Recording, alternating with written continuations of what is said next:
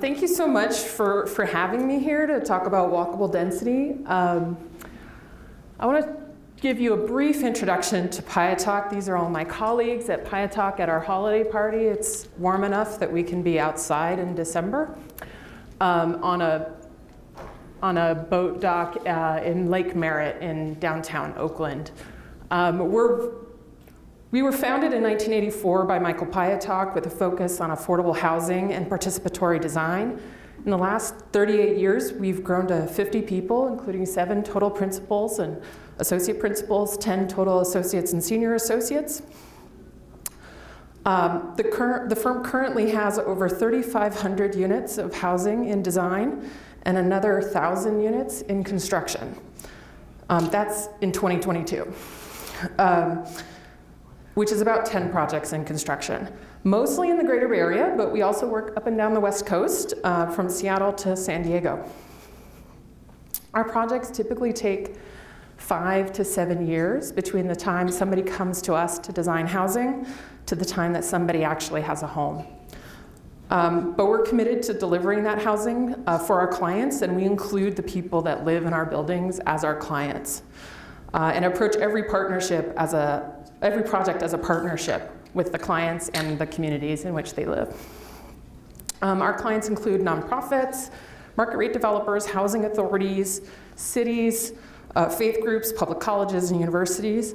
A key element to our design collaboration process is really involving the project end users and the neighboring communities. We focus on transforming disused urban sites to active parcels and participating in the city around them, taking fullest advantage of the city's and the site's walkability and transit-oriented opportunities. In fact, that lower right is a site planning exercise with a nonprofit housing agency in the Bay Area, and all of those green things are trees, and we're really focused on greening the community there. We designed to minimize the environmental impact of construction and urban development, create buildings that are community resources, and establish precedents for community development that can be followed by students, our peers, and partners alike. Just a quick look at what I've been doing really in the last couple of years. This is St. Paul's Commons in a suburb that was recently completed with faith-based community and affordable housing developer together on one site, and you can see its proximity to the church and really the engagement that we had with the church congregation utilizing an underused site that the congregation owned and wanted to do something for their community. Market rate housing in Oakland that I'll talk about a little bit later. These are in construction right now. This is market rate student housing near UC Berkeley. It's 22 apartments and 2 live-work lofts and 2 commercial spaces, walking distance to campus. Affordable family housing in the wine country, part of a larger development on the site of a former lumber mill. That will include, the larger site development will include offices, hotels, and condo. And it's about 3 blocks from the main town square. Permanent supportive housing for adults with developmental disabilities on a major thoroughfare in the South Bay. And affordable homes for families on the west side of San Francisco.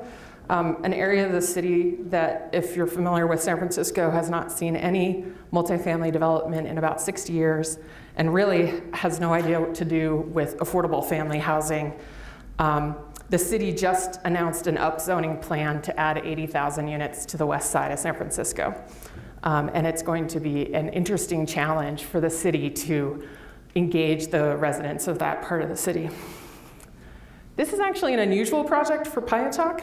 It's with the urban native community in San Francisco. It's a future cultural home with supportive housing for folks who are going through substance abuse rehab program. There's going to be a clinic for dental and mental health services, and the roof is an urban farm with native medicinal and ceremonial plants. Last 2 things, these are all current projects that I have on my desk. last two projects are also in the ones in the suburbs and ones in downtown Oakland, affordable family housing for residents that are walkable to transit and urban centers. So you can see that we really don't have a singular design aesthetic. Even I don't have a singular design aesthetic, as we work with individual communities to really tailor the work that we do to those communities. My interest historically has been on the planning and policy perspectives of housing and density and design work, and I think that's how I ended up talking to you today. So let's start with a common definition of density and walkable density. Development density is an instrumental factor in shaping more livable, healthy, transit-supportive, walkable, sustainable communities. And I'll talk today a little bit about some specific design tools and strategies that help achieve that walkable density, that advances community goals, aspirations, and I'll also provide some case studies from really more examples from the Bay Area that demonstrate trends in multifamily and mixed-use development, especially in the Bay Area. I probably could also have started by just saying ditto to everything that Jeff and Mark covered earlier today, but that seems a little unfair to you. So quick learning objectives, we won't spend any time on that. So when people hear the word density, they often think about things like overcrowding and traffic and pollution and impacted services. And when people hear the word density, they don't usually think about great parks. This is in a canyon in San Francisco. Walkable neighborhoods. This is in Colorado. Effective transit. That's in Salt Lake City. Sustainable, healthy living. Or inclusive communities. And yet we know that not all density is created equal. Not everything is Hong Kong, and not everything is rural. And we've seen a little bit of that from Jeff this morning. So let's understand a little bit more about density. There's been an evolution of public perspective. We've had, and we still have, in many parts of the world, density without design. At points in the history of cities, density's been considered a health hazard. We've also had no density, no design, epitomized by tract housing with all lots the same size, with little to no variation, stamped, maybe even sprawling, probably not a very interesting walk. And we've also built with design in mind, but in more sprawling communities. Think back to that capillary system that does exist there. But what if we approach density while thinking in terms of conservation and not consumption? Or building for the public good rather than focusing on developing private assets? That we encouraged variety and diversification of form and use rather than standardization of both.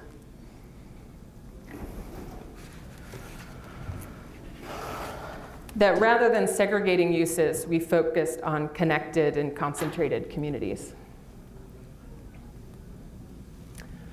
So beyond idealism or philosophies about the radiant city or the garden city, there are real economic reasons as well as ecological, equity, and social reasons to design smart density that meets the goals that are set out by that definition earlier. When development sprawls, there are widely dispersed activities and increased per capita land development, and then there are follow-on costs that are associated that aggregate to big numbers. And these are old numbers. These are 6, 7-year-old numbers.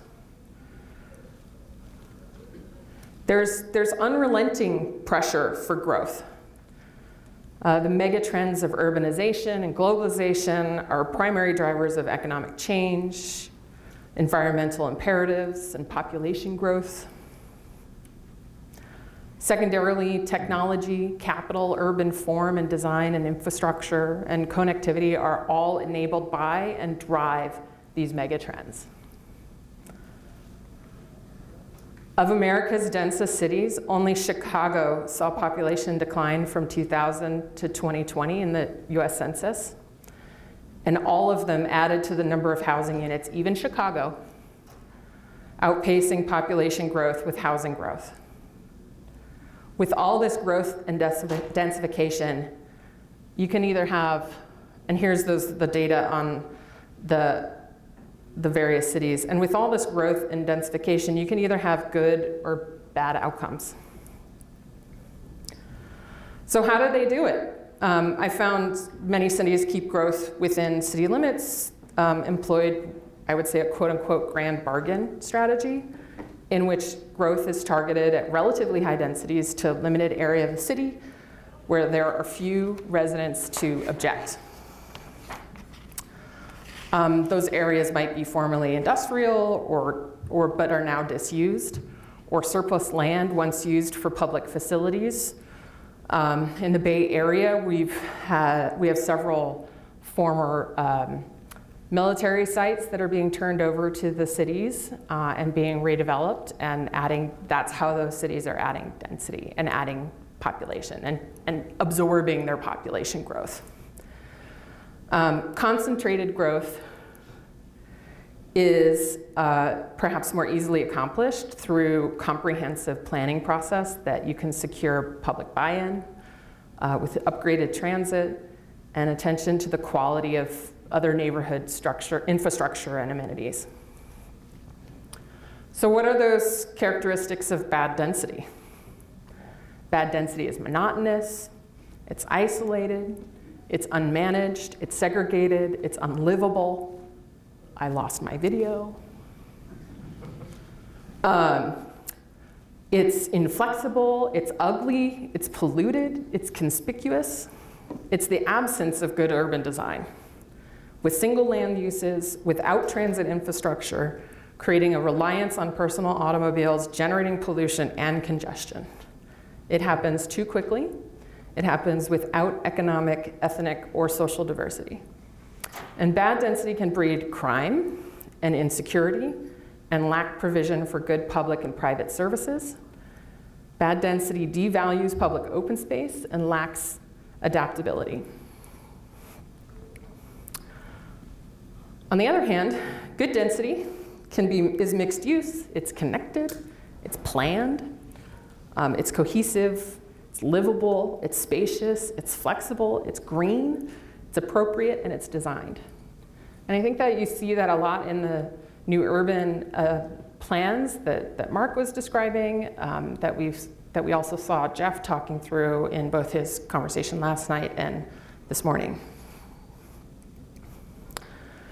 Good density, high density doesn't have to mean high rise, but it should always mean high quality. Good density is developed incrementally under a strategic vision for placemaking with specific and explicit choices. It's a mix of uses combining residential, commercial, retail, transit, green spaces that get used at all times of the day and by different groups throughout the day. It's connected with public transportation and infrastructure. It's livable. It takes advantage of opportunities that it creates to enhance public services and quality of life. And it's appropriately scaled, reflecting and accentuating local character. It's also accommodating to both new and existing residents, and it has environmental benefits and use energy, water, and other systems and resources efficiently. But of course, how we measure matters. We can measure density in a multitude of ways, and that's been talked about a little bit already. For the purposes of urban design and planning, these are the most common: population density, or people per square mile, really expresses the density of a city, a region, or a state. Floor area ratio, FAR, measuring the ratio between the total floor area and the land area, most useful in measuring non-residential and mixed use. And dwelling units per acre, or the number of dwelling units, homes, apartments, best used to describe the density of a residential development or neighborhood. And the work that I do really lives in dwelling unit density. My colleagues at Piatalk also like to measure housing density by the number of bedrooms in a development parcel, because we feel it's more accurate to the quantity of people that are going to be living in a community. But as you'll see, there are limits to the usefulness of any of these calculations, and why it matters the method that you use. The equivalent FAR can result in very different form, right? Those are all the same FAR. A single-story building occupying the entire land area, or a 4-story building on a quarter of the land, or a 16-story building on a 16th of the land, all have the same FAR of 1, but they're very different in the way that you experience in urban space. And like FAR, dwelling units per acre can also be an unreliable measure of population density. It can be a relatively reliable population density if you change all the unit sizes, like I did there, and you end up with the same number of people. But you're serving different populations with those different unit sizes.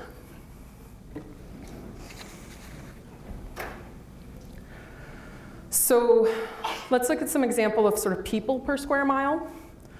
San Francisco and Billings actually have similar land area, off by a couple square miles. But a really extreme difference in population density.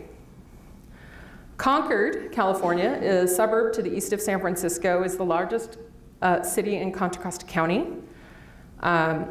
I reference it because Contra Costa County is my home county in the Bay Area, and it's the biggest city in that county. It's only slightly smaller in area in Billings and has about twice as many people per square mile. Concord grew 2.7% between 2010 and 2020, according to the US Census. Billings experienced 12.4% growth in the same time. And in those same 10 years, San Francisco grew 8.5%.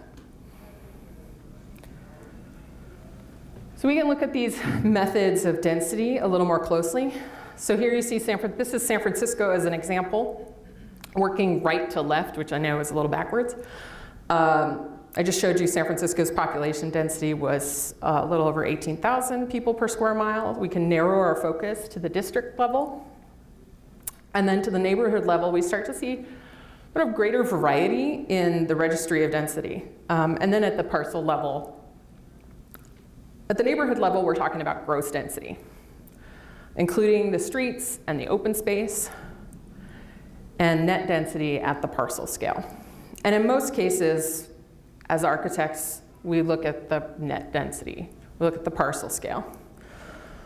But walkable density is really achieved at that gross level scale, at that neighborhood scale. And it's supported by what's happening at every individual parcel. So staying with San Francisco, the city on which I live and know best, you see residential density at the parcel level. And you can see that density varies from parcel to parcel, but you can also start to pick out commercial cores and commercial corridors and those concentrated areas of density rather than the dispersion of density. You start to measure at the neighborhood level, though, and you start to see how it is really high in the downtown core as an average, gets less dense. I was telling you that they're densifying the west side, and I'm talking about, this is the hill is happening right through here, the major mountains in San Francisco, and this is one watershed, and all of this is where they want to put 80,000 more people, and then this is a different watershed.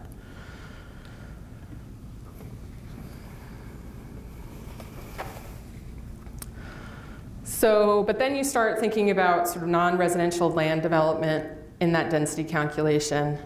Think about that transect slide that Jeff was showing earlier.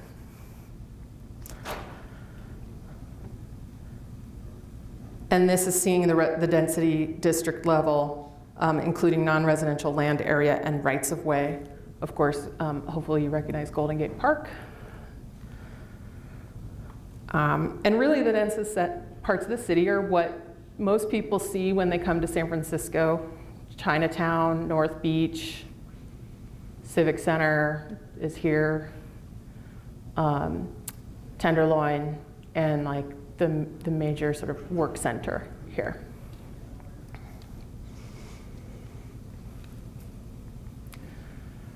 There are critical thresholds for walkable density. Our friend Jane, again, believed that proper city dwelling densities were qualitative, but that you really can put a number to it. She thought 100 units to the acre sounded right. Why did Jane think that? She thought that because she was looking to reduce dependence on automobiles, support diverse transit options, and increase amenities and services.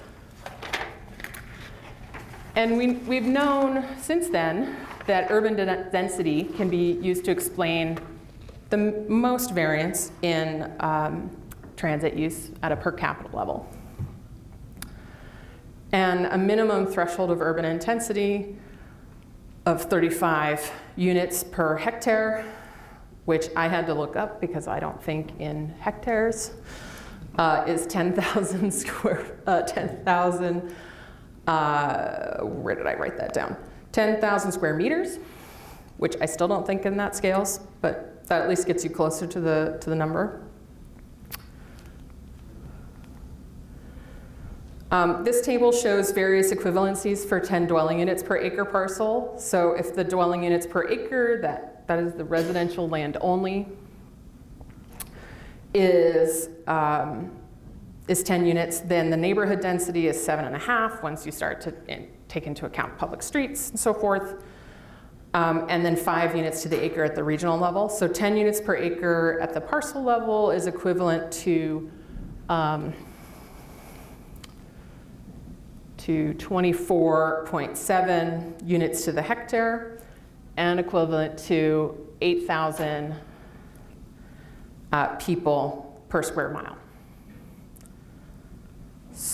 To support effective transit, you need densities of 25 to 35 units per hectare, which I did the math for you, is 10 to 14 units per acre. And that'll provide you frequency and reliability in that transit. And 10 to 14 acres is actually not very dense. And you'll see that in a little bit. So back at San Francisco, more than 2/3 of San Francisco's dwelling units are within a half a mile of rail transit. And that includes regional transit like BART and Caltrain, as well as our local light rail. It does not include any bus transit. And so bus is actually making up all the difference to connect you to this light rail. We are building out some BRT lines. Those are not shown here. But the average net parcel density in those areas within a half-mile transit is 38.4 per acre, and the gross density is only 13.3. That's not, as a gross calculation, not a very dense place. But you see we're landing in that sort of minimum threshold of 10 to 14.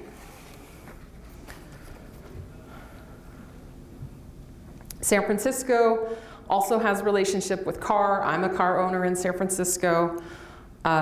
Looking at various neighborhoods of San Francisco, this is plotting their gross dwelling unit density against vehicle availability per capita, and the densest neighborhoods are on the far right, with low availability in most neighborhoods actually trending towards the lower end of the density vector. The vertical line that you may or may not be able to see because it's quite light, it's happening right there, is gross dwelling units per acre within a half a mile of transit. So you can see there really are clustering. And it forms kind of at the intersection of vehicle ownership average in San Francisco at 0.55 cars per capita. But everything's well below the average numbers for the state and the United States as a whole. The plot changes slightly when you look at the average net parcel density, the vertical line still being the average net dwelling unit per acre within a half-mile transit, and the per capita vehicle ownership, with most neighborhoods under the average. So now we'll look at how to measure density. We've looked at how to measure density. Let's look at how we can regulate it.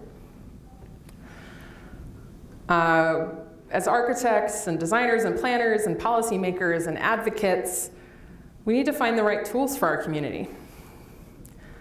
But if the only tool you have is a hammer, then every challenge starts to look like a nail. And there are actually quite a lot of tools that we have at our disposal. Factors that influence development density can be direct or indirect or resultant. Density maximums and minimums and bonuses can have a direct impact on factors like parking ratios and sunlight ordinances, height and bulk controls, open space, site coverage, financing incentives and others, and development costs, building code limitations, development, community benefit agreements, and others can be the result of development density. So you need to look at all of these factors as advocates and policymakers and pull on a variety of levers. Find the right tool, enact different tools to meet different defined community goals. And those community goals can include supporting effective transit, increasing amenities and services, preserving character and livability, expanding diversity and choice, promoting affordability, facilitating urban sustainability, enhancing walkability, and improving public health. And you can see here that not every tool is right for every goal. So if your goal is affordability, which it often is for me, then density minimums and bonus programs, the multitude of regulatory controls, along with financing mechanisms and incentives, along with expedited review and approval, are really useful. But if your goal is walkability, then density minimums, setback controls, bulk and massing controls, ground floor requirements, which we've talked about, sunlight ordinances, reduced parking ratios, TDM strategies, and development or community benefits are also likely useful tools. Density has obvious impacts on infrastructure, health, and affordability. The Sierra Club and the Stardust Center for Affordable Homes and the Family, which is housed at Arizona State University, have both documented these effects and results. Sierra Club's density calculator, a healthy density calculator, shows how density reduces water use per household, increases local spending and jobs, increases transit service frequency, reduces gas consumption, and reduces pollution.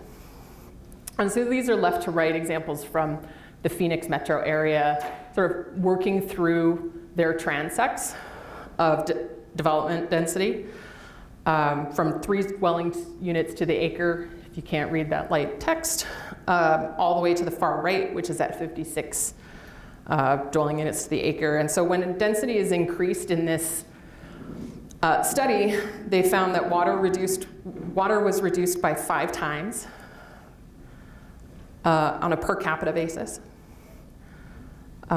Local spending increased 27 times. Transit service, it started at nothing, and it went up to 143 buses per hour. Gasoline consumption reduced by 75%, and the pounds of nitrogen oxide were reduced by nearly 75%. So real impact from building densely. This is, again, a calculator tool from the Sierra Club, this time using, and these are still online. You can go input your own information in here.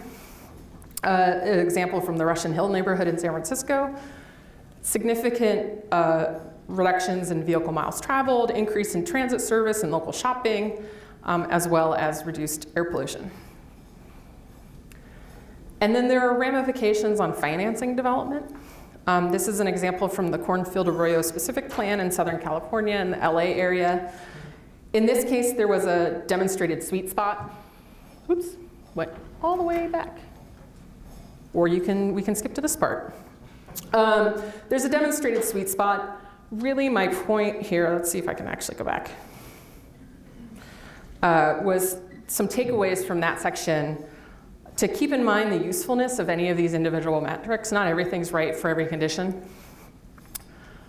Scale differences matter, so be sure you're thinking about apples to apples comparisons.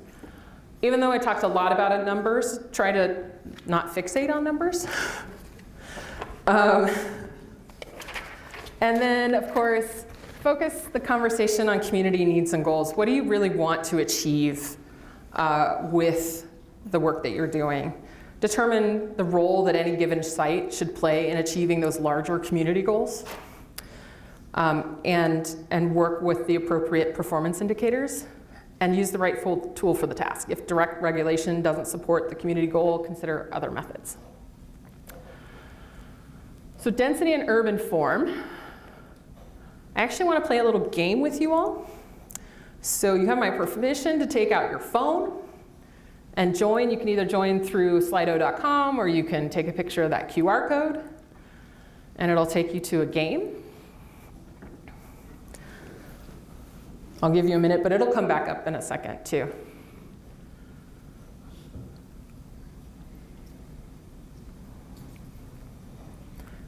So first, a little primer.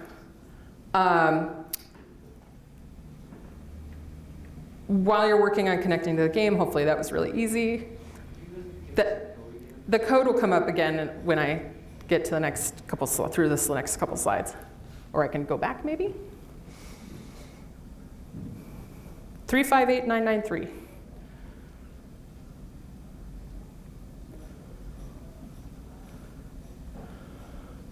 So a little primer on density. These are some studies that Piatak did for a site in Napa in wine country for a 1.1 acre site that was 200 by 240 feet.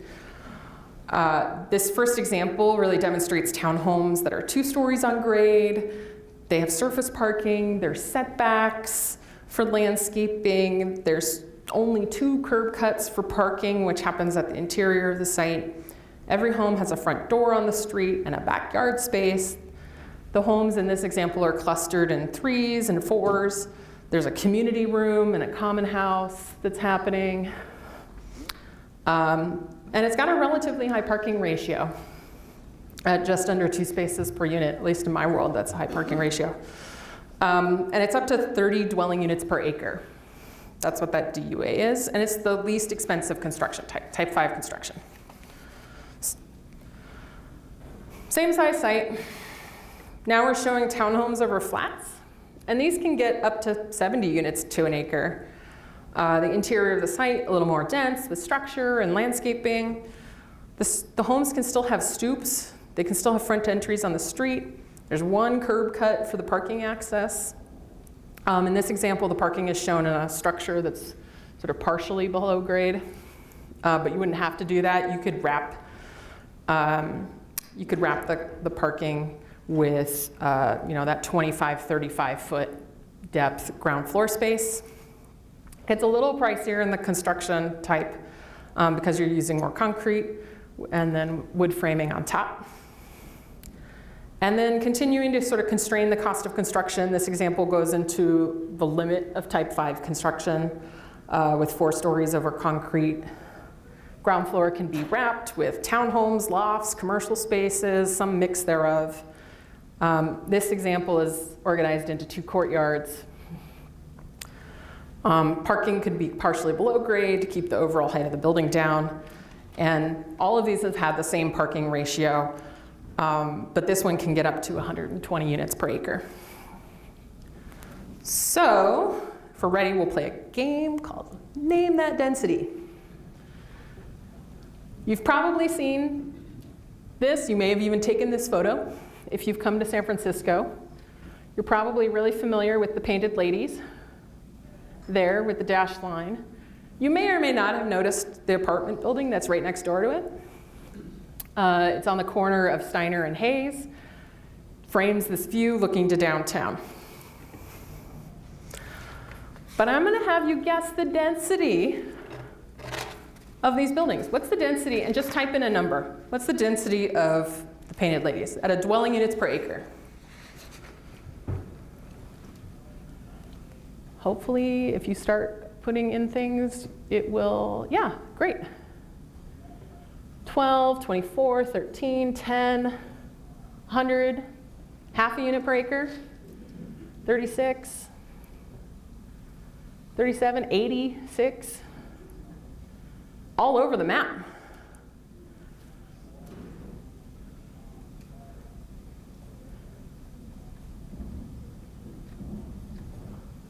What do you think the residential density dwelling unit per acre is of the apartment building?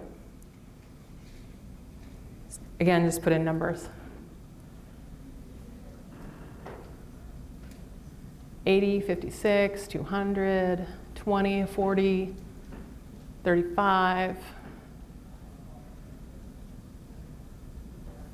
6, 500.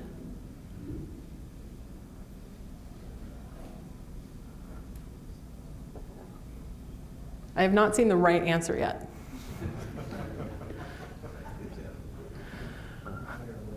Okay, you're going to find the answer.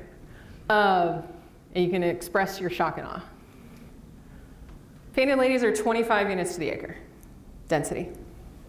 That apartment building does nothing to distract from the experience of seeing the Painted Ladies, of being in that park, seeing the vista.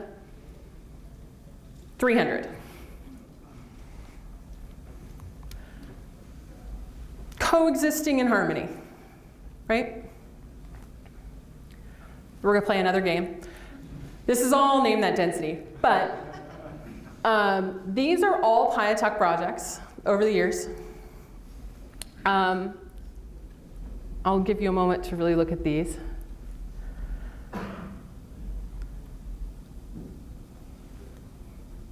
Which of those do you think is the most dense? Pick A, B, C, D. You'd be influenced by your peers here.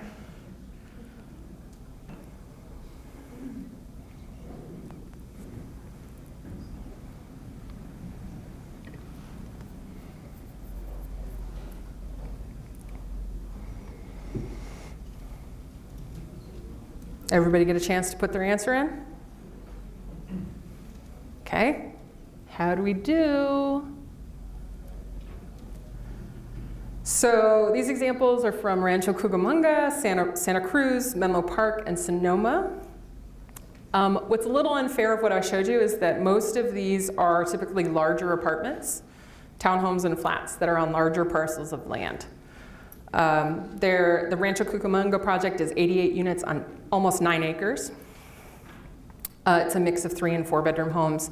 Santa Cruz is actually a co-housing development that only had 16 total units and a common house on 5.5 acres. Sonoma is 48 units on 2 acres with a mix of 1, 2s, and 3s, with flats and townhomes and a common building. Menlo Park is only 6 attached townhomes on less than a half an acre, and a mix of 4 bedrooms and 2 bedrooms. All right, you're getting warmed up. I think you're going to be even better on this one. So of these 4, which do you think is the most dense? They're all 3 and 4 stories tall.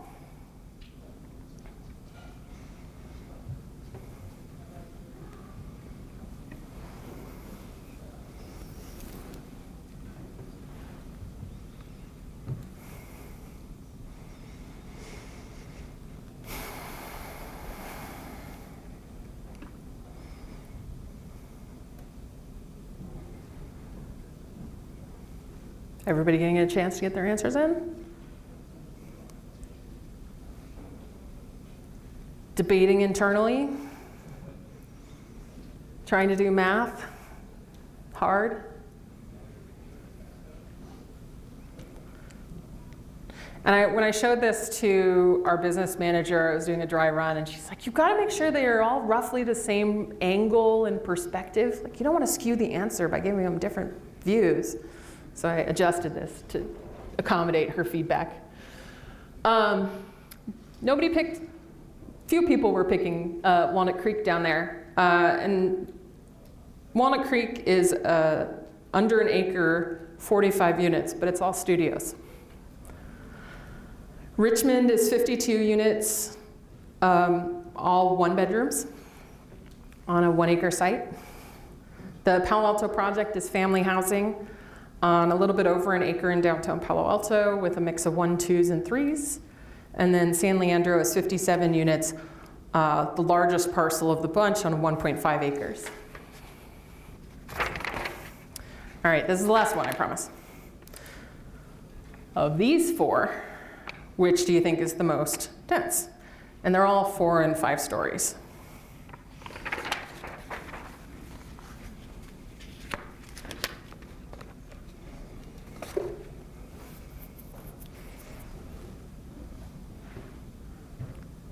And we're really fighting that whole beige box thing, as you can tell. You ready for answer? Ready to guess?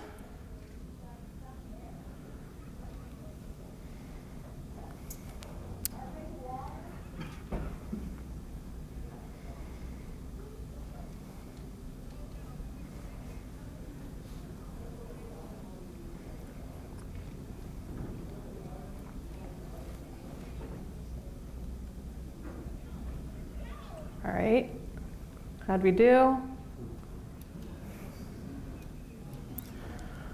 These are all on regional rail, light rail, bus, high bus corridor sites, which is why they want to be a little bit more dense. The San Francisco project is 173 units on just under 2 acres, mostly 1 bedrooms. But there's a huge ground floor commercial space. There's a big grocery store, which reduces its dwelling unit per acre math. The Berkeley project is 170 units on 1.7 acres, mostly 2 bedrooms, and then a 50-50 split between studios and 1s, with a little bit of ground floor commercial, but much more limited than the San Francisco example. Phoenix is 65 units on under an acre, and it's equally split a third, a third, a third between 1s, 2s, and 3s, with a little bit of studio. And then the Oakland project is 94 units on a little over an acre, about half 2 bedrooms, 25% 3 bedrooms, and 25% 1 bedrooms. It has no commercial space. It's all ground floor townhomes and community spaces. So you can see that urban form is not a direct corollary to density, that these urban forms can actually express density in very different ways. And that you can actually get plenty dense. You don't have to go up to 100 units to the acre to really support all those services and things that we've been talking about. So I'll do some Bay Area examples where local investment has gone either into enhancing or creating walkable communities. All of these were done under either specific plans or development plans. So first we'll look at the Alameda Point specific plan, the vision for repurposing a decommissioned naval base. Then the Broadway Valdez, which was a revitalization plan for a neighborhood on the north side of downtown. And then lastly, Mission Bay development in the former rail yards that are south of Market District, or SOMA. Here are those 3 places. You can see the density expressed in people per square mile. You see the population in parentheses, Alameda to Oakland to San Francisco. Their land area and their people per square mile, Alameda and Oakland as a people per square mile metric are actually quite similar. But they express themselves in very different urban form. Oakland really does more concentrated development. This whole part up here is like the Oakland Hills, so not very dense. So first, Alameda Point. Alameda is an island south and west of Oakland. It's connected by 4 bridges, 2 tunnels, and has 2 ferry terminals. It's at the west end of the island. It was the former Naval Air Station that served the Bay Area. It was officially decommissioned in 1997. Though plans, of course, to close began a lot earlier than that. In total, the base is about 1,400 acres, 878 of which are developable. The remainder is going to be nature and wildlife preserve. Redevelopment and reuse plans predated the base closure with a 1996 community reuse plan by the consulting firm EDA. In the following years, a series of general plan amendments, specific plans, precise plans, zoning amendments, infrastructure plans were all generated, leading to the initial steps of the development.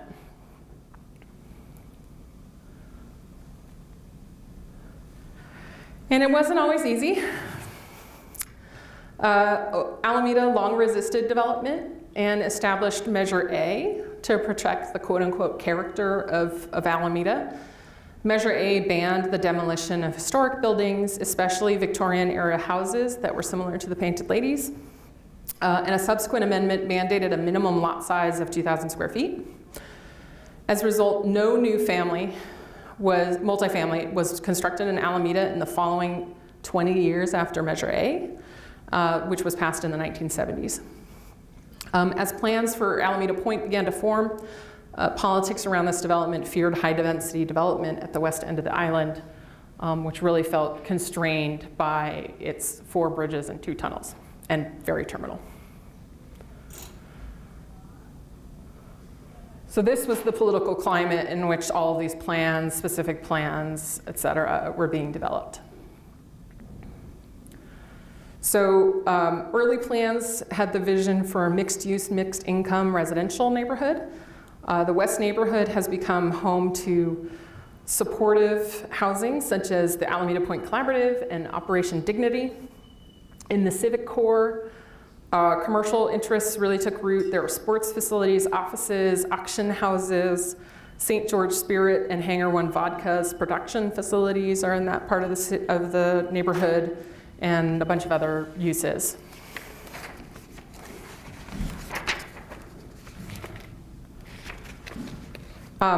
Ultimately, a phase approach evolved with Site A as the initial redevelopment area. It connects this existing arterial roadway that connects to the rest of Alameda all the way through east to the Seaplane Lagoon, and the future open space areas and the new commercial core for the west end of the island. The Site A was developed with a coalition of partners who set out these goals for the decommissioned base area around creating mixed use, about focusing on bike and ped and transit-oriented development, keeping distinct character and distinct uses, having housing variety, not just architecturally, but socially throughout the development, but all neighborhoods being connected with open space and connected to the waterfront, and then having a high standard of sustainability. The historic patterns on the roads in the base in the northeast corner of the site above Site A are maintained. This is known as like the beehive. This was really always the residential district of the Naval Air Station. The pattern of use is transition from, this is all new housing that's getting built over here in the city. They got themselves over Measure A and added their own new housing to the west side.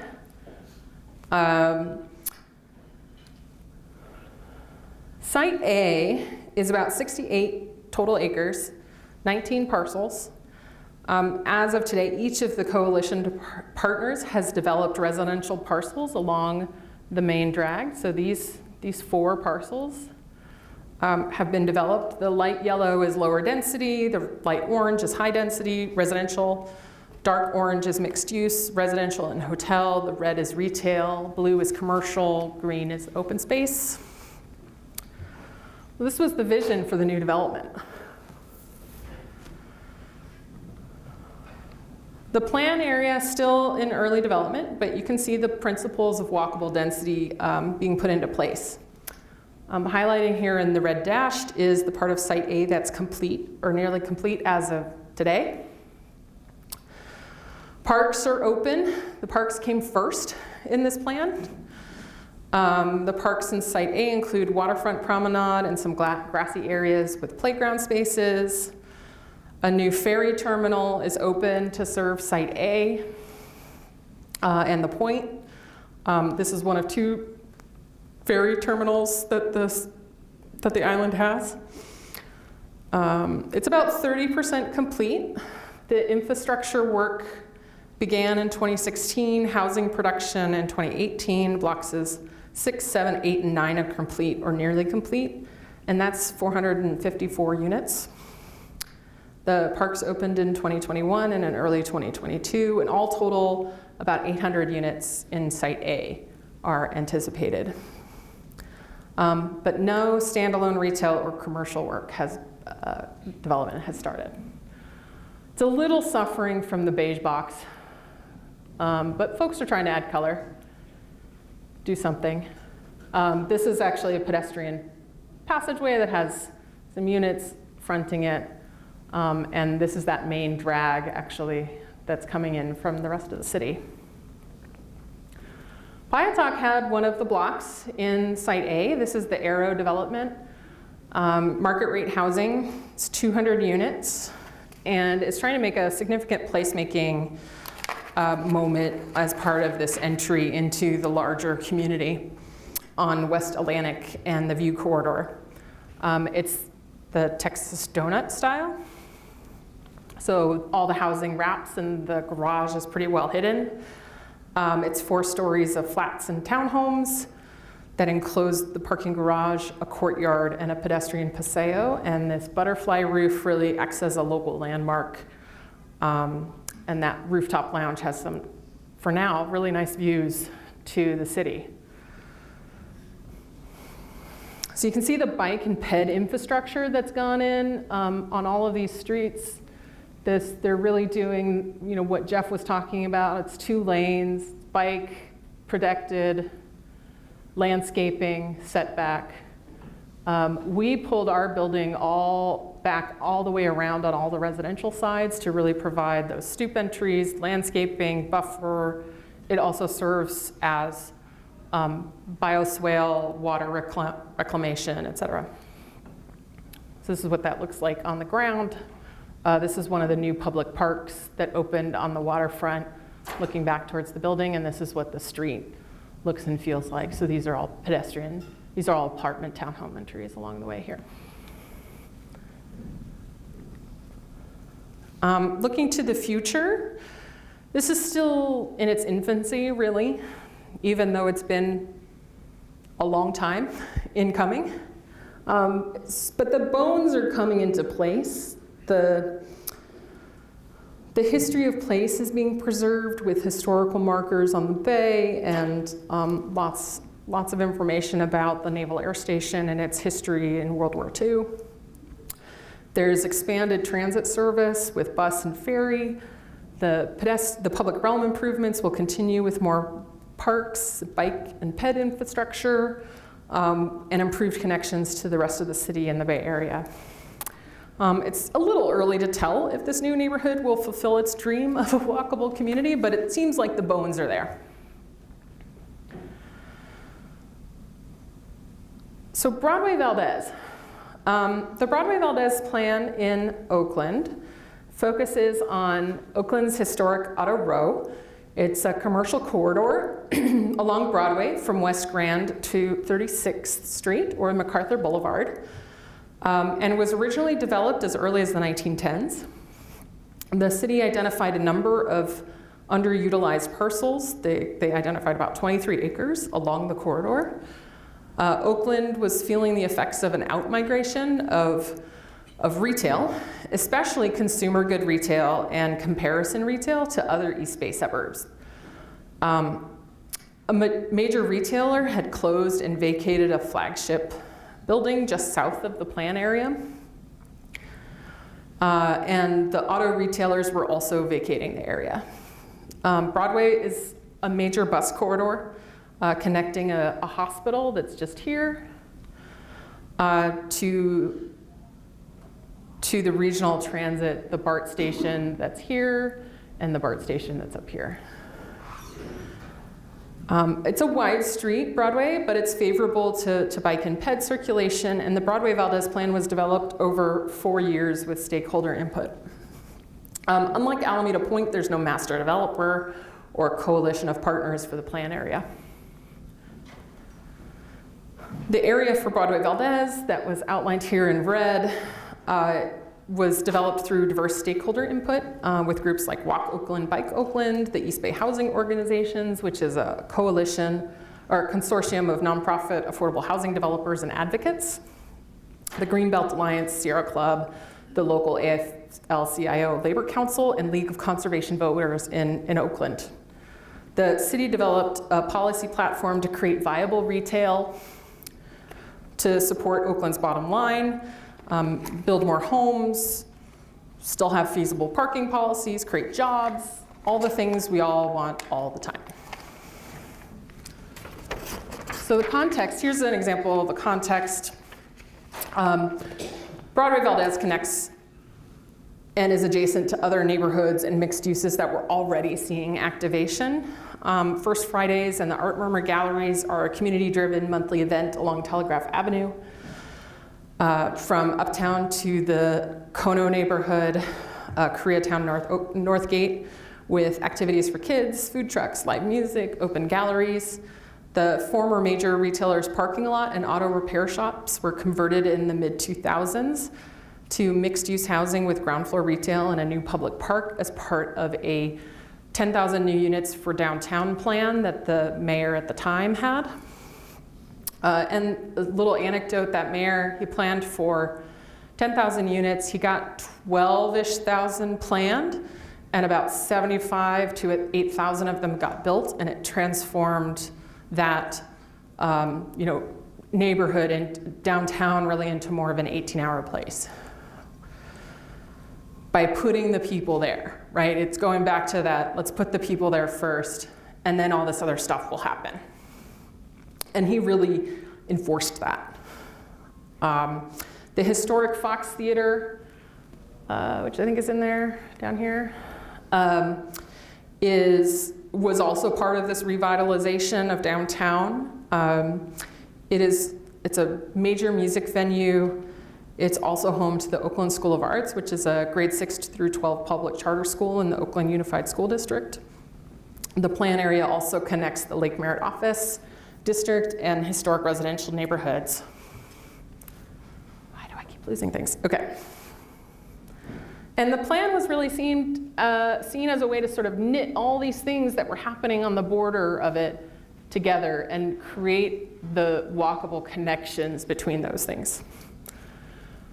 So 2 factors really motivated the city of Oakland to create the specific plan: the absence of strong retail, particularly that comparison goods shopping. They estimated that $1 billion was being lost to the surrounding communities, $10 million in potential tax revenue, and more than 10,000 local jobs were associated with the absence of that retail. There was also a decline in the physical and visual quality as retailers and auto dealers moved out. Before the specific plan, there were more than 30 acres dedicated to auto retailers and auto uses, 7 acres of vacant land and 35 acres of public right-of-way. And you can see the amount of surface parking that was going on in the plan area, right in downtown. So there was a strategy developed around reuse, retrofit, and redevelopment to leverage the existing assets that were in the plan area, implement targeted investments, and support private investment. The city wanted to bring retail to the corridor that was already in already existing spaces, repurpose those auto row buildings, and provide new mixed-use development opportunities. And they saw this as a way to invest also in public space improvements, mobility improvements, and really balancing those uses across food and arts and entertainment and regional and citywide destinations. These maps show the use districts as well as the hierarchy of streets. So they worked within the existing street structure. They didn't change any of that, but they did highlight some intersections and provide some focus areas for public realm improvements. They also identified some priority retail sites that they wanted to focus that development on. So to achieve this, the city rezoned and modified the height bulk requirements for all of the parcels in the district. The retail priority sites were given a really big carrot for mixed-use developers. The city said, give us the retail we want, and you get more height to build the thing that you actually want to build, whether that's housing or office space. But first you have to give us the retail that we want. And that's what was happening down here in this dashed area. The Broadway Valdez development timeline was expected to be 25 years in total. Over time, the plan was expected to generate 1,800 new housing units, 5,000 new jobs, over 1 million square feet of retail, 700,000 square feet of new office, and a 180-room hotel. And it had all these lovely goals.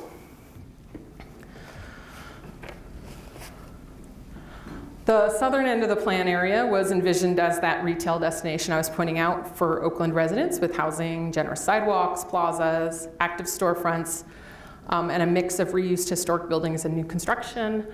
And the north end of the plan area up here was envisioned as a mixed-use district really centered on Broadway, creating a commercial business district downtown connected to Piedmont Commercial Corridor, which goes up this way.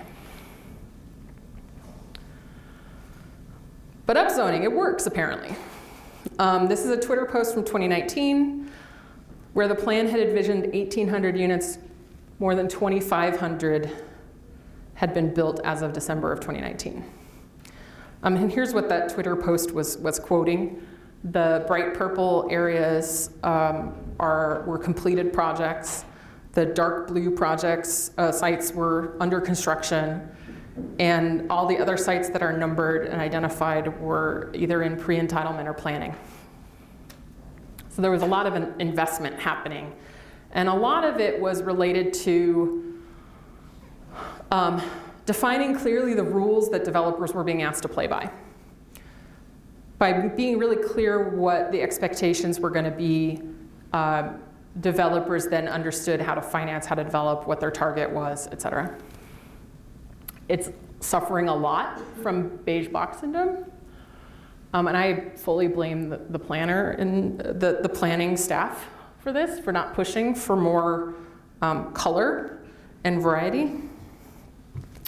But you can see the mixed-use buildings that are underway, upper left. There's Target, and there's a local brewery, and there's commercial storefront, and it does seem like the city is getting what it was after, which is the retail. Piatak had one of the projects, one of the sites in the Broadway Valdez, Site 21, in Retail Priority Zone 5A. Valdez Street, which is the one right in the middle there, was envisioned as a primary retail corridor for the district. And this is from a community meeting that we did. There was another developer, another architect who was working simultaneously on the site across the street from us, and we had a joint community meeting to talk about this as sort of gateway into this new commercial downtown for Oakland. We saw our site in partnership with this other one as a way to draw people into the district and be an interesting thing to walk by, right? We also really saw it as, we saw it as this transition from the downtown office core to the hills that go up this way. And what we were, our existing conditions was really one-story warehouses and surface parking lots. So we were really envisioning a nightlife, a street life, buffered curbs, that outdoor seating, all the things that you think about. We really pushed back on the lack of color that we saw happening in the drawings that we were seeing. We wanted to have a memory of that industrial, auto-centric nature of the neighborhood without being that, but really vibrant storefront activities with neighborhood-serving uses. So we started in 2014, and the project received a certificate of occupancy in 2019, late 2019, but it's fully leased as of 2022. It's type 3 over type 1, and it's got 31,000 square feet of ground floor retail. And we actually had to do a lot of negotiating with the city. As the first development on the block, they wanted us to be responsible for all of the retail they wanted on the block, which was more than our floor area. So we were able to negotiate with them that we were 60% of the block, so we'll take 60% of the retail you want for the block. So that's how that worked out. We were able to negotiate that with the city, even though that's not actually what they wanted. And then we even were a little more sneaky because retail's really hard. Only about 20,000 of that square feet is actually ground floor retail. The rest is in a mezzanine that can be demolished, taken out. It's not part of the primary structure. So it's there if somebody wants it, but not if they don't want it. So deep retail on Valdez Street with the street trees and the street furniture and the space for outdoor seating, lots of corners to support retail, a very tiny residential space was all the city would allow us. Everything else had to be retail. And then parking off of the side street for the retail garage. And then the whole underneath all of this, entering off this other street, is all the residential parking. So really getting all of the vehicular traffic away from where all the pedestrian activity is going to happen. This is what it looks like. Looked like a little while ago. So lots of porosity, lots of retail corners, and these are getting built out for restaurant spaces as we speak. I think a little slowed down by the delivery right before the pandemic. This is the upper floor, typical double-loaded corridor building, and then this is a garage that we went right up next to, so we have a little bit of single-loaded corridor. Great outdoor spaces in connection to the open space of the city with roof deck that really tries to be in the city and of the place of downtown Oakland. Can I ask a question before? Yeah. So just, Piatog has been doing this kind of development for, you've learned a lot of things over time in doing that, and besides color, with some of the other ones, you brought some color compared to some of the other developments. Are there other kinds of things that you figured out that, I don't know, maybe they're trade secrets, I'm not sure, but just kind of lessons learned about how to do this kind of development that you want to share? Well, I'll go back to what Jeff was talking about this morning. We zoned, this is a really long building. We zoned it. This looks like its own thing. There's a break in it that happens, and then that looks like its own thing. It doesn't have even the same relationship with the street. We pushed back this floor here. These are private balconies for the second floor units. So they can really take advantage of the life of the street and interact with it without having to be in it. There's also balconies on that frontage. So even the upper story units can be part of the life of the street when they want to be.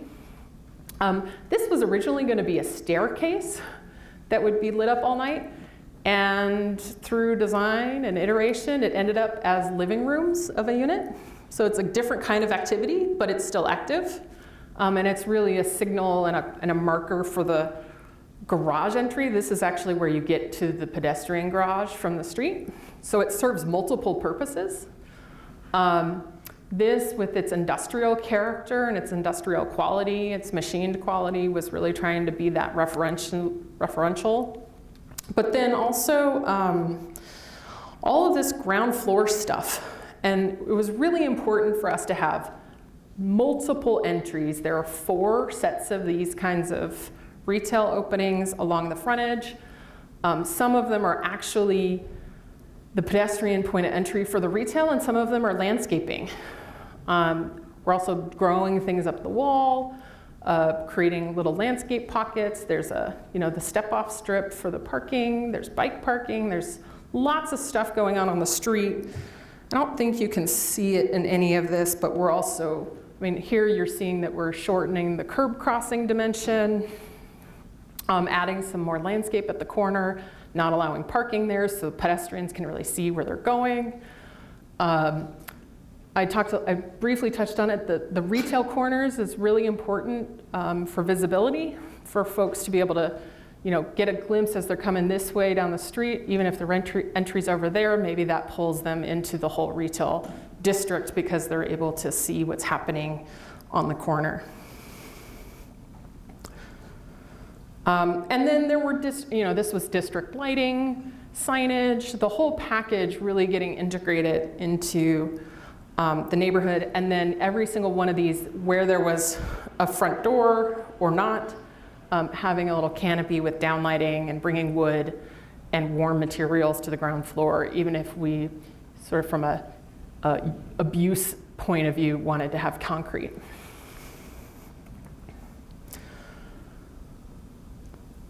So we have our gray box part of it too, but this is 40% of the facade.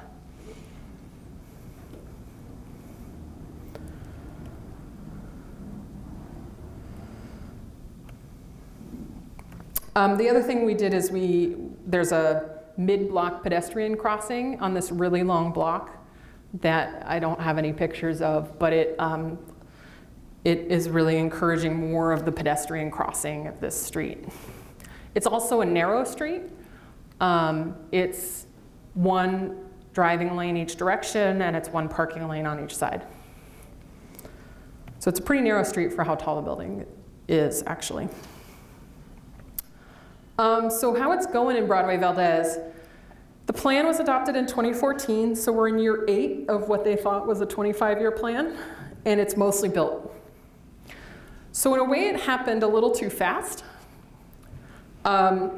Despite advocacy from the East Bay housing organizations and others, Payatuck was involved in the community, in the CAC for the plan area.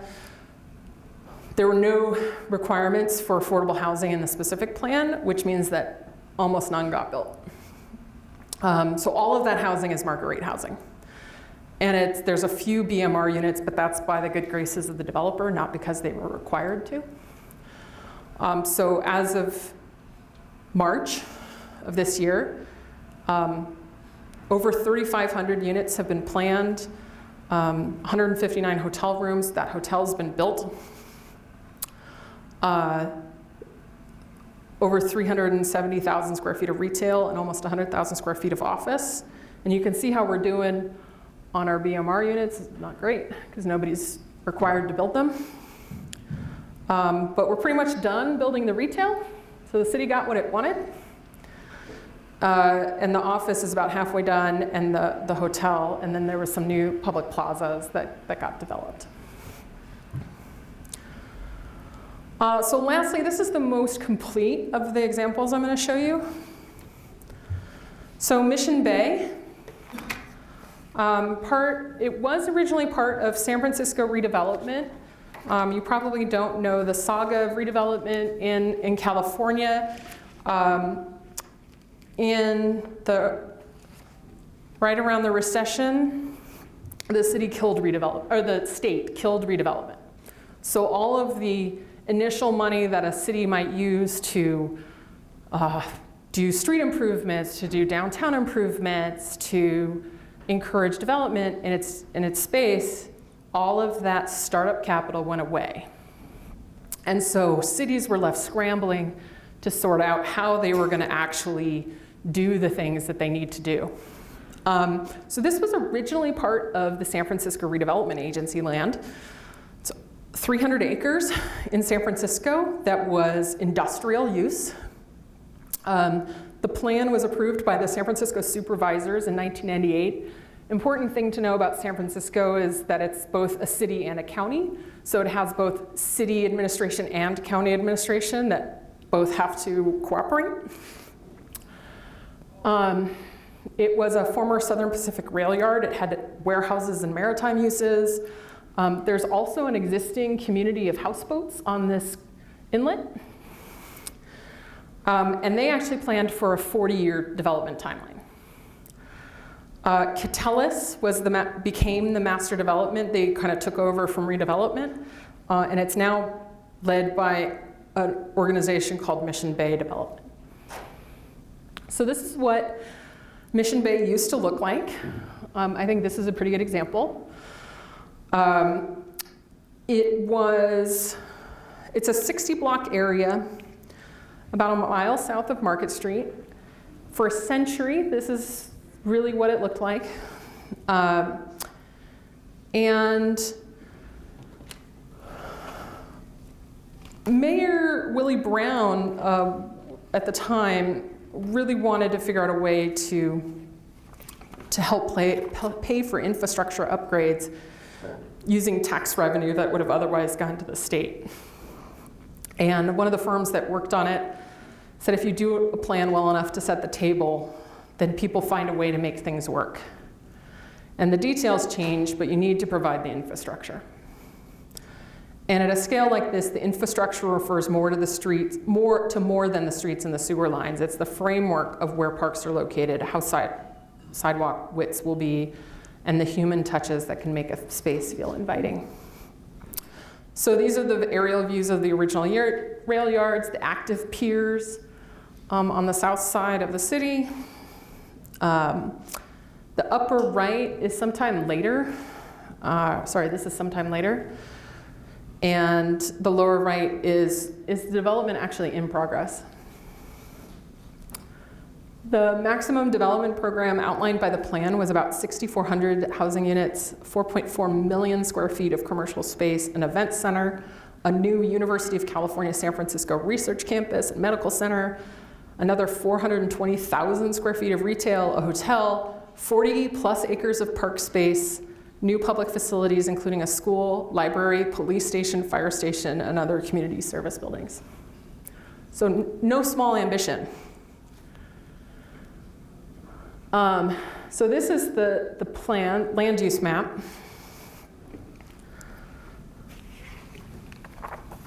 You can, if you've been to San Francisco, you're probably familiar with AT&T Park. They're right outside of the plan area, and they kind of developed there in anticipation, I think, of everything that was coming. There's a residential district to the north. This is the termination currently of Caltrain, which is a regional rail that goes up and down the peninsula. Seawall Lot 337 is better known as Mission Rock. The architecture there is going to be from outside the Bay Area. MVRDV, Studio Gang, Henning Larsen, Work AC with Landscape by Scape, in partnership with some local landscape architects, Miller Company and Min Design. The blue is really all the UCSF campus and offices. Parks, this park as a central commons, providing bayfront access. And there are 4 muni stops, local light rail stops in the plan area. And then of course Caltrain on the end, which connects to the light rail. And we're in the process, it's been delayed, but San Francisco is gonna get its first crossing line of light rail. All of our lines single tracks, so that it's dispersed in the neighborhoods and then it all converges in downtown. Our very first crossing line is going to actually come up through this neighborhood, cross this bridge, and instead of turning and going around the edge, it's going to go this way and cross through Union Square and Chinatown. And that should open, we'll see. Mission Bay today. So as of January, almost 5,100 units have been built, including 848 affordable units, with another 812 affordable units under construction or entitled, 1.9 million square feet of commercial, office, clinical, biotech lab, and 1 million more square feet is under construction. And then another 1.5 million more is planned or proposed. The first phase of UCSF was completed in 2015. The second phase is under construction. 19 acres of park are complete. The library was one of the first things that got built. It's up here. The police headquarters is right there. So those are complete. And then the hotel, that site there is almost done. So that's Mission Bay. You're not even seeing all of it. This is the UC campus. And over its life, the vision for it changed as the plan was created. At one point, they thought it was going to be a biotech hub, and then no biotech firms moved in. Right now, it's the home to a lot of truly tech companies. Uber built its new headquarters here. Dropbox has its headquarters in this neighborhood. So it's getting a lot of that kind of investment. And then the new home for the Warriors is the event center that was part of the plan, is in this space also. But what was really important were the parks. So there's an immense amount of park space for this neighborhood. It's probably atypical, actually, for San Francisco for how much park space, but there's a lot of housing going in here. So there's new linear park as that center, and then edge parks along the waterfronts, there and there. Children's Park, which is here. Dog Park.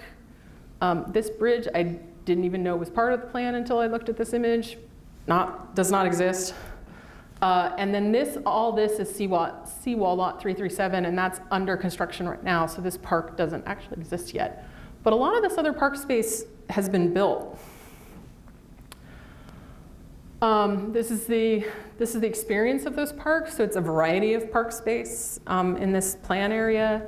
There's commercial. This is actually temporary activation of park space that they haven't built yet, but they've decided to activate with some commercial. This is the other end of that same space. This is that linear park, children's park. This is along the waterfront where the houseboats are. And this is looking across the waterfront back to the north side. So this is housing that's under development. It's a variety of scales and sizes. North side development, townhomes fronting the bay, the promenade, towers, townhomes along the ground floor. There's a real variety of style and color and texture happening. There is a criticism that the plan feels very same in the height, that there really is a bright datum. But there are other examples of what's going on height-wise, like this tower on the corner, or in these views. This down here is the hotel that's under construction. And then the houseboats that are protected in perpetuity. So really keeping the existing community that was there. This is that Mission Creek. This is the north side development, and that's the south side development, looking back towards the hills.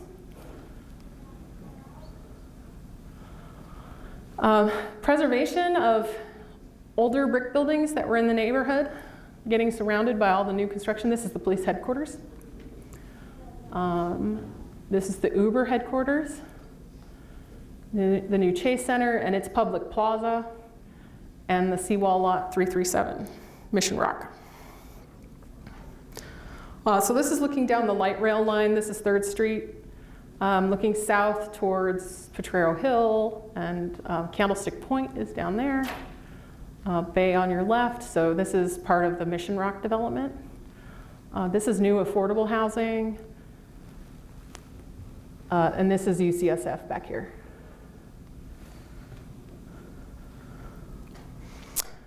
I thought this quote was really great. John King is our architectural critic in San Francisco at the Chronicle. With each passing year, it becomes harder to tell Mission Bay apart from its surroundings, and in some ways, that's the best measure of success a long-range plan can have. And I think that that's true. Things are settling in. I think one of the big challenges that really wasn't sorted out very well is they're building all on fill. So the streets are sinking at a different rate than the buildings are, and it's creating a lot of differential. So there's a lot of remediation happening associated with that. And Alameda, also a lot of fill. It's learning a lot from what is happening at Mission Bay, actually, as a way to solve some of those problems. And they actually planned for more differential in Alameda than they did in Mission Bay. So wrapping up, density lessons. Walkable density, public realm must-haves. And I think we heard this from Jeff this morning, just in different words. The street space should be given a designed form, like an outdoor public room. It should be shaped. It should be comfortable in most climates. That means shaded in the summer. That street trees and architectural elements like porches, arcades, awnings, they can moderate the elements. It should be connected. Things should lead somewhere. Streets need to feel like people habitat, hooked into a larger network and linked to the rest of town. It should feel safe. And it should be memorable. These places should make lasting impressions because of the beauty that surrounds us and the human creativity that's on display. Artful spatial design with composed vistas can really ratchet up those powerful impressions. At Pine Talk, we like to talk about cozy communities. For us, that's participatory design, and that means involving neighbors and potential buyers and renters. And don't forget the renters. The renters always get left out. And I'm a renter, so I want to be here representing the renters as early as possible. You want to fit the context, match that rhythm of opening, provide that level of detail at all visual scales. Be collaborative, work not only with residents, but also with planning staffs as participants. And then provide opportunities for residents and other users to make changes, additions, have self-expression. So, and then don't forget to find the right tools for your community. We talked a lot about that earlier, and I really want to emphasize that it's not every solution is right for every community, and not every problem is a nail.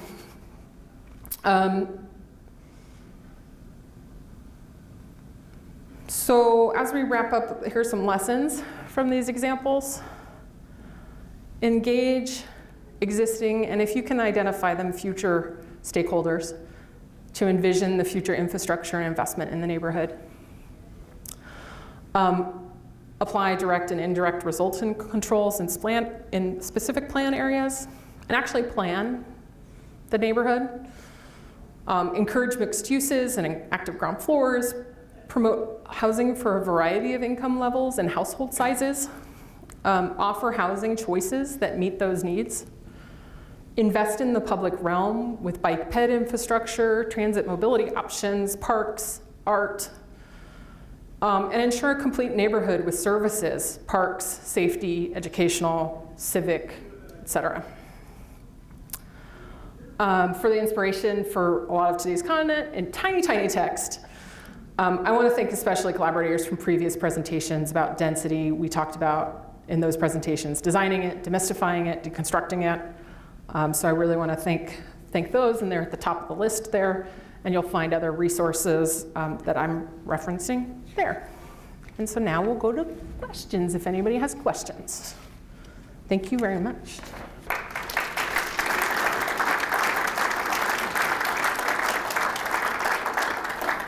And I know I'm keeping you from cocktails, and I just am seeing that we're a couple minutes over, so I also want to respect that.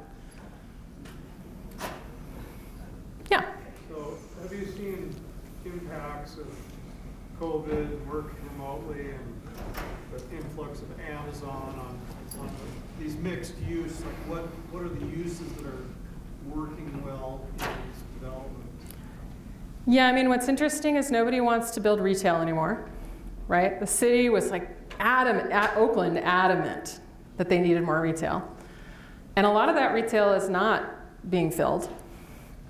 But there are some really creative people in Oakland that are looking for other ways to use that space. I would point you to a woman who just gave a presentation at Paya Talk. We host weekly evening sort of salons in our office, and we love a pun, so we call them Paya Talks. Which is an update from Skull Sessions, and I feel like that's better. Paya Talks maybe is better.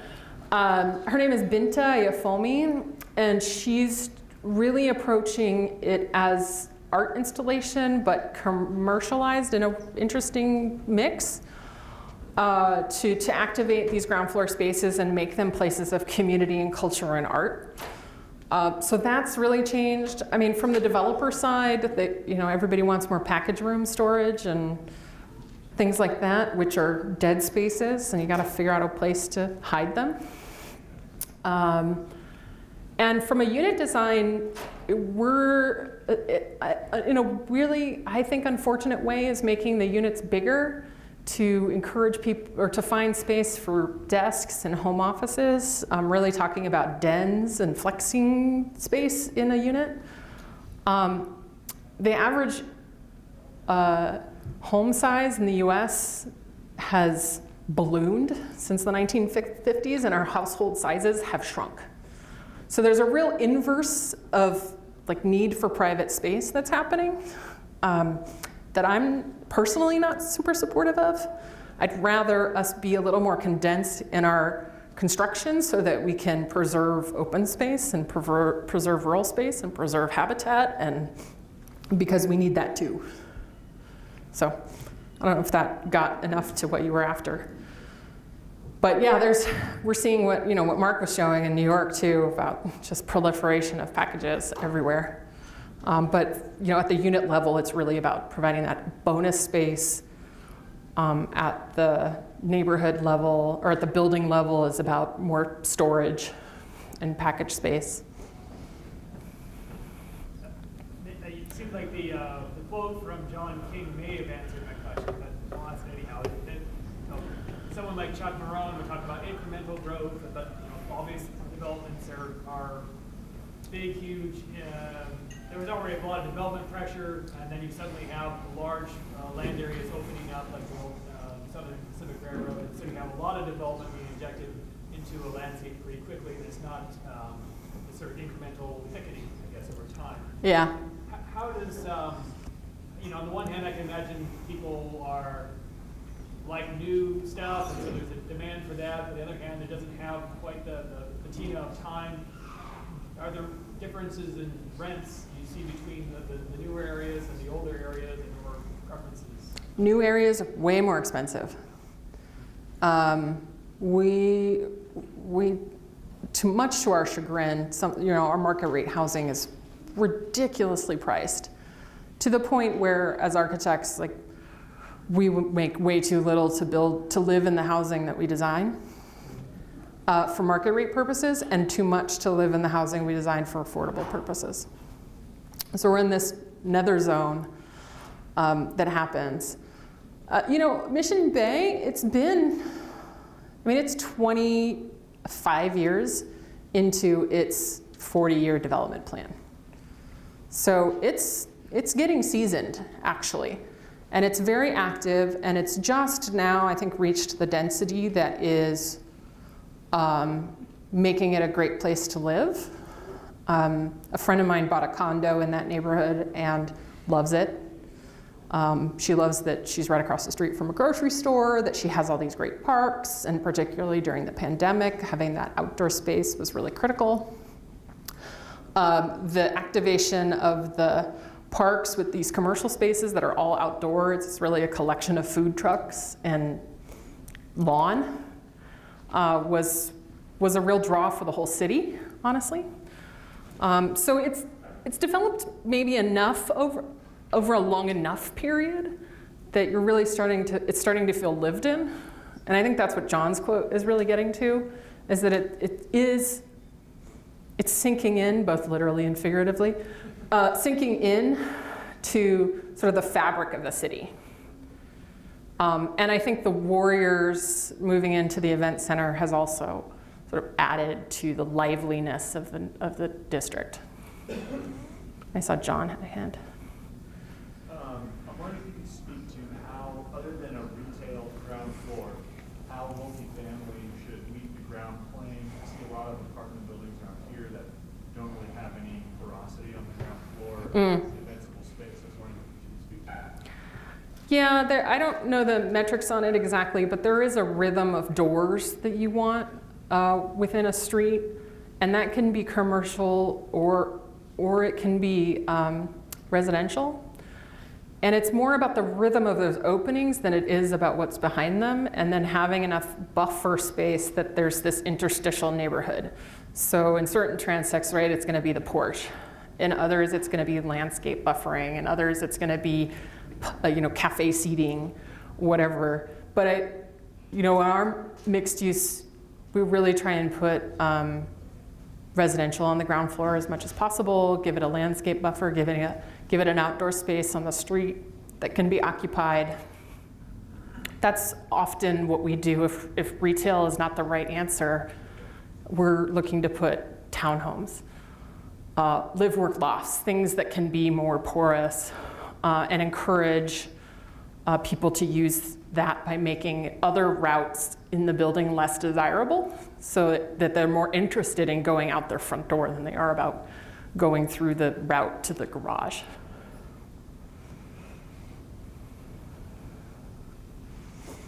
I hate to cut stuff off.